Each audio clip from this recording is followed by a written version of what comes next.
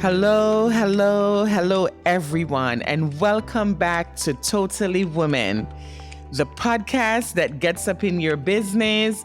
If you are a woman, yes, and guess what? We are talking about everything that pertains to us. I am your host. This is Rosemarie Crosdale. I am a registered nurse. I am an adult gerontology nurse practitioner as well. And we are up to episode 6. Oh my God, episode 6. First of all, can I just thank everyone? I just want to thank everyone who has been on this journey with me. Thank you for your support through the other previous episodes. We're still in October and we're still talking about breast cancer. It's breast cancer awareness, and we're still talking with that. But today will be a little bit different. I'll get into that in a little bit. But just to recap, we've been talking. I just want to make sure, ladies, please. And, I cannot stress screening enough. When we talk about screenings, we talk about going and getting your mammograms done. If you're of the age where you need to get a mammogram, and usually that's around age 40, unless you either tested positive for the BRCA gene, where you know of that, right? You may have a maternal mom or your maternal grandmother who tested positive as well. Or they may not have tested positive, but they have had breast cancer, right? The percentage then is probably 50% because now it's a part of your genetic makeup. But if you don't have that issue, and sometimes people are getting breast cancer, they're getting it younger for whatever reason. They have no issues. We don't know what's going on. Sometimes they say it's, you're a product of your environment. We don't know what is happening. But people are getting breast cancer now at different ages. So one of the things that we can do if you're not due for your mammogram is to always do your self-breast exam, okay?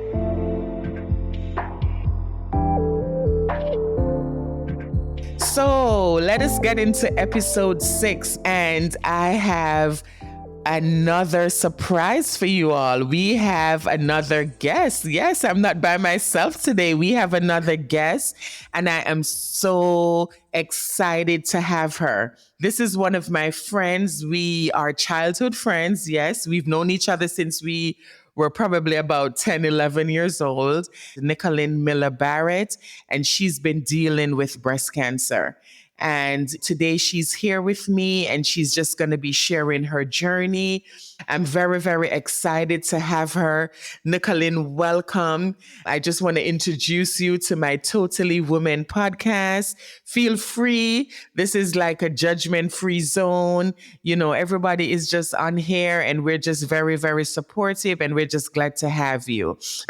Just want to say thanks, Rosemarie, for the invite to come on your program. Congratulations to you on your new venture, and I wish you all the success in the world. Thank you so much. Take on this new avenue, reaching people. I know your heart for health issues and health-related issues, and, just want to say, girl, I'm so glad for you.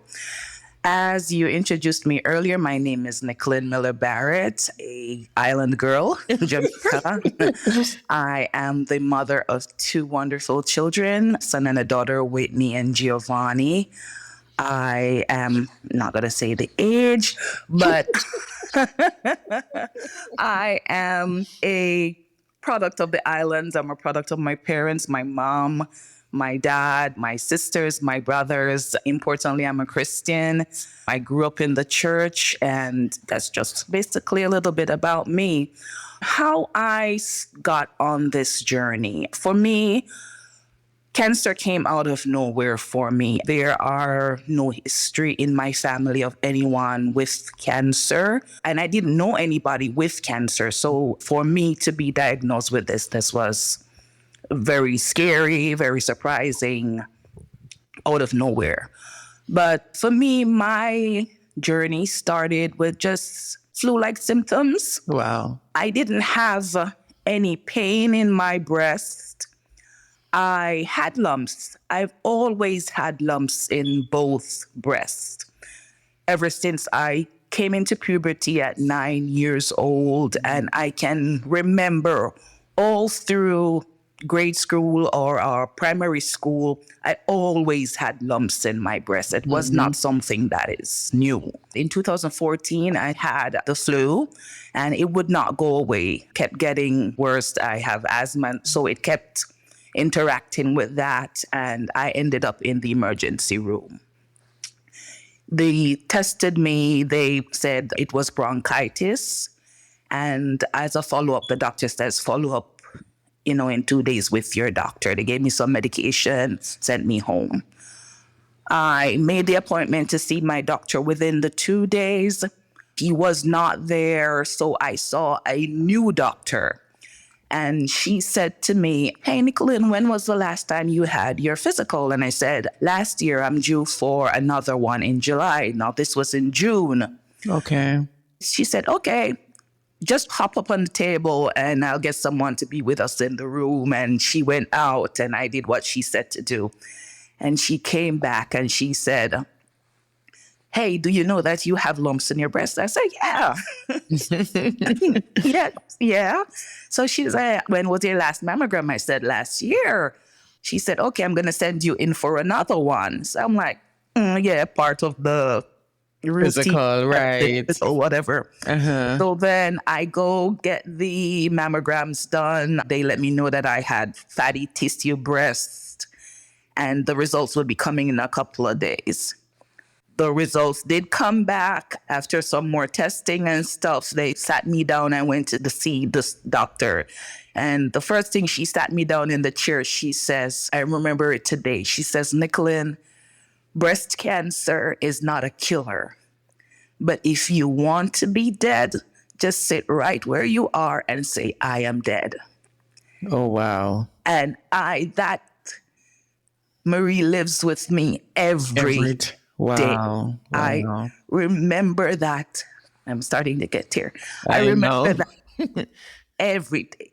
Breast cancer is not a killer, but if you want to be dead, just sit there and say, I am dead. Wow. And then she went on to tell me, hey, you have tested positive, steamed triple negative breast cancer. They started asking a whole lot of questions again. And, I was having also some issues where I kept getting hospitalized because I had fibroids. Okay. I kept doing blood transfusions. So it was also within that time. That period, yes. Yes. So shortly, probably a couple of days after I was diagnosed with that, I was in the hospital again to get another transfusion. They actually called me while I was on my way to work morning. And my doctor says to me, Nicolyn, where are you? And I said, I'm on my way to work. And she said, you need to turn back. I'm like, why? She said, I just called the nearest emergency room to where you are. And I needed to go there and just tell them your name and go, and they'll open the door. Wow. And I'm like, why? She wouldn't tell me. But I had to do another transfusion. So the next day while I was in the hospital, my original doctor came and he, like when you are in trouble, but your parents don't want to say anything. I know that. Yeah. So he comes in the room and he's just looking at me like, and he has his hand behind his back. And, he went and he stood by the wall and he's looking at me and he's looking at me and I'm looking at him in the hospital bed. And I'm like, yeah. So he says to me, Nicolyn, I know this is a scary time for you now, but, you have got to take care of yourself and, you'll be fine. So I say, yeah. So then I always laugh. I had a General Assembly for a church convention. And I had already booked tickets. Marie booked rooms to go. And he says, I know you are going to your convention, but I would strongly advise you not to cancel. Oh my gosh. Then he started talking about all these things. And I'm like, Doc, I am not canceling. I am going. I say, allow me to go, please. And when I come back, you can do whatever you want.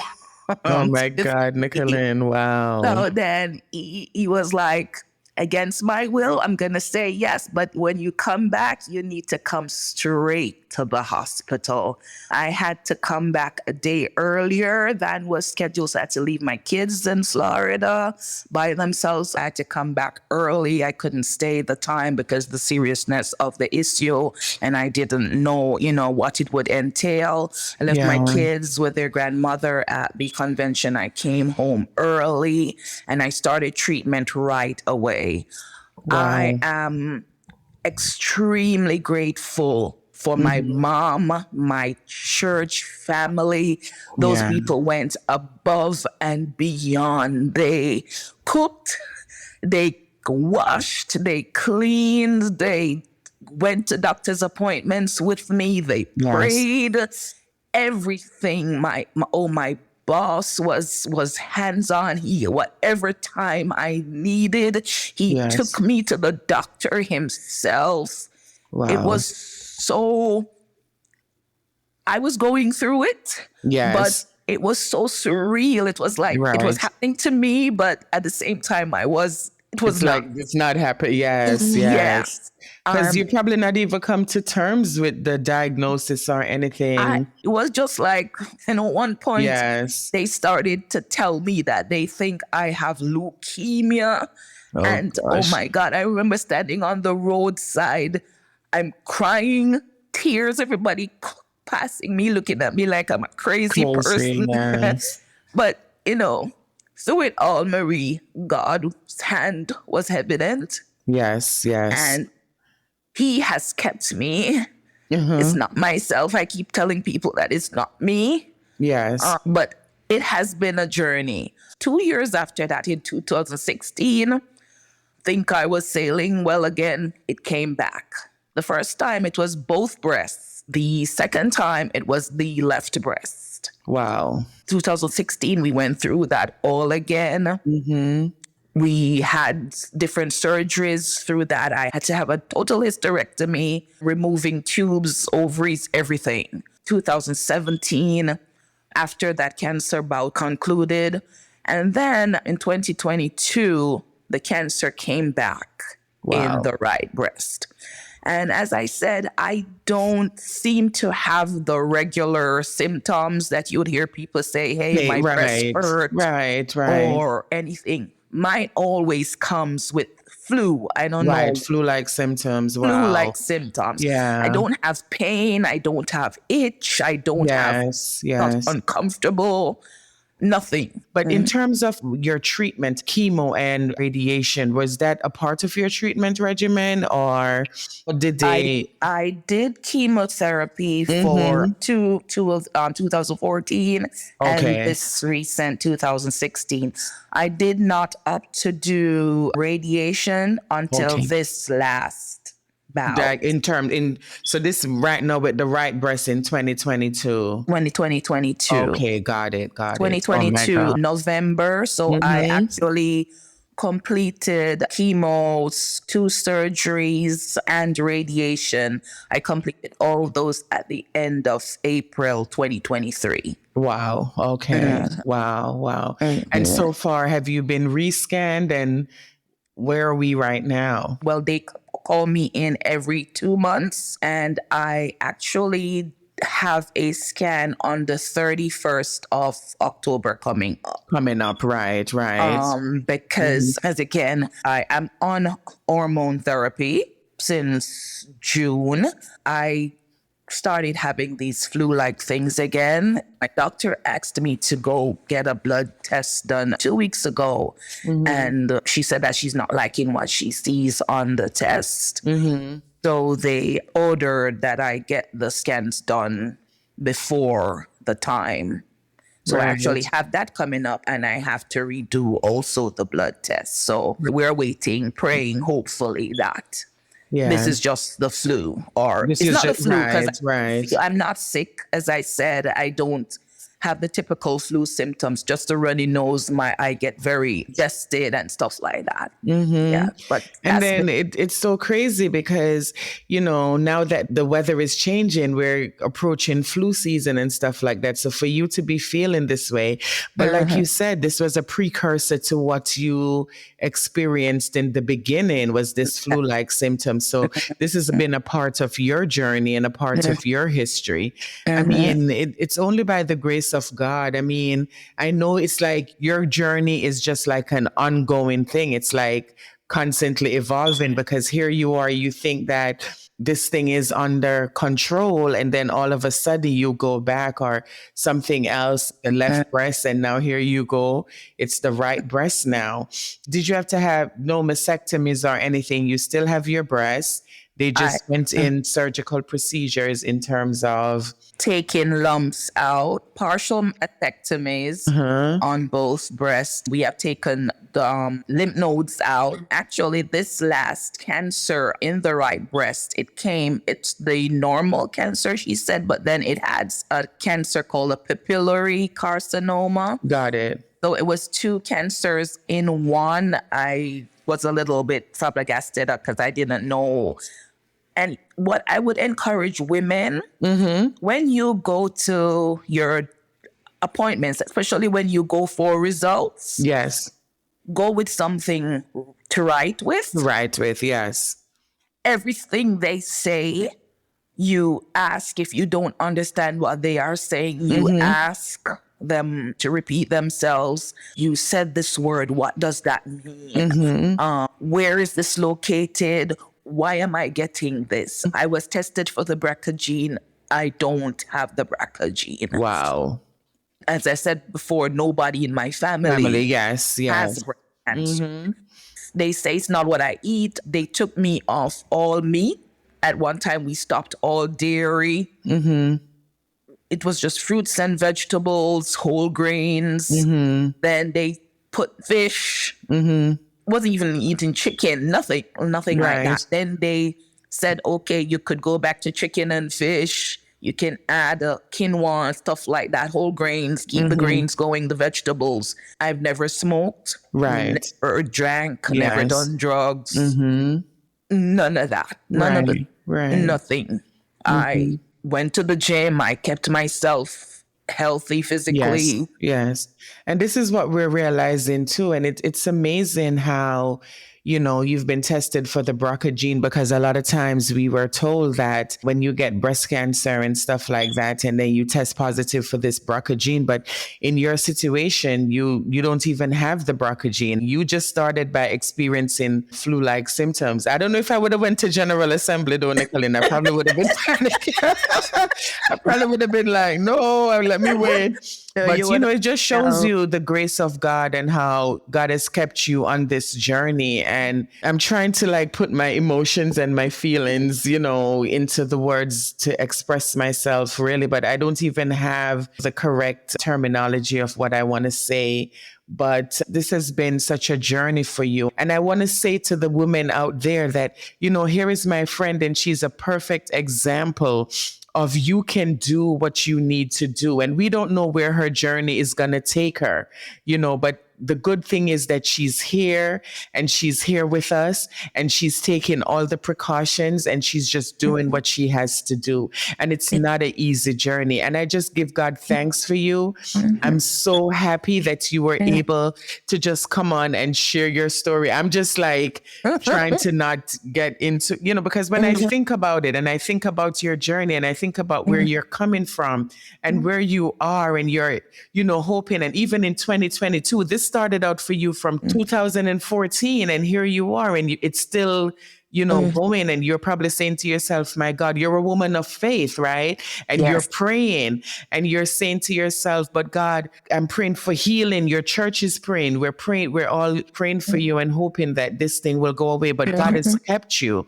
Yes. And God has kept you, and God Yeah. has kept your mind. And I know that with this, comes sometimes the mental aspects of it, right? Yes. I'm pretty sure sometimes, you get depressed and you don't feel Mhm. like even what, the tears come and whatever. And it's good to do that. Any Mhm. final thoughts, just your final thoughts of what you just want to say to the women on this Totally Women podcast, and to just sum up, this whole journey and everything that you've been going through? Oh, thank you, Marie.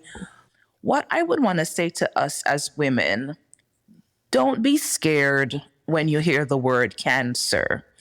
Yes, I know it is scary, can be scary, but I think if we take the chance on ourselves Yes. to fight this, everybody's battle, everybody's journey is going to be different. Yes, yes. I can't say what works for me will work for you, but take the bull by the horn and fight for your life.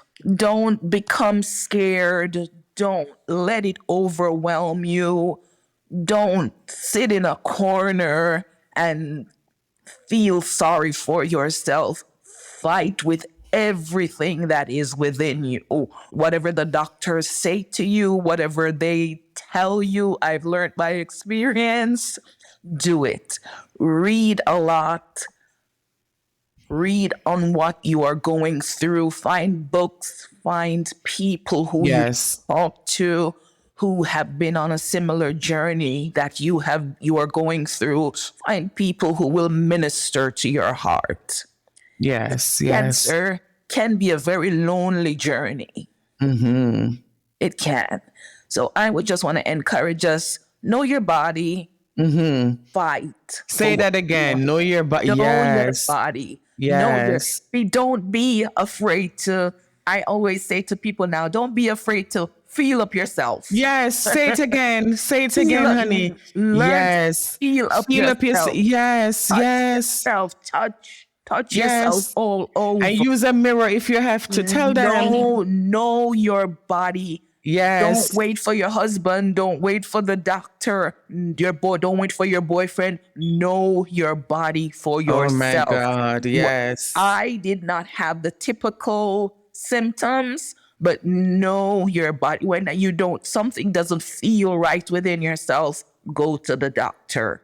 That's what they are there for. I know it can be a chore. I think for my journey, navigating the healthcare system was the hardest part. Right. Wow. That was the hardest part. But you have to be proactive in your own care. Yes. Ask questions. Yes. Seek things out. Read, talk. That's what I would want to say to us. And because we are women, we are strong and we can do it. Yes. We can do it. Thank you. Oh my God. Nicolyn, thank you so much. This was so amazing. Thank you for sharing. I know this is very personal, and your journey showed me a totally different side. I mean, sometimes you hear things, but then when you realize that there's someone who and someone that you really care about who is going through this, going through this, and that they're coming out on the other end, and that they're surviving, and that they're dealing with it. I truly appreciate you being here. Like I said, I can't thank you enough for sharing. I really, really appreciate it. I pray that God will continue to cover you and to see you through. And, as this journey continues, we're praying that when you get your results for your scan on October 31st, that you'll be cancer free, that they won't see any cancer there in your right breast. In the name of Jesus, that's what we're claiming, and that's what we're believing.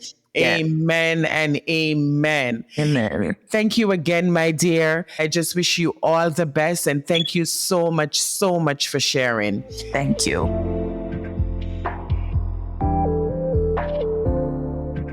Oh my God, what a powerful story. What a powerful story. And you see, ladies, listen, This is where we say one size does not fit all, right?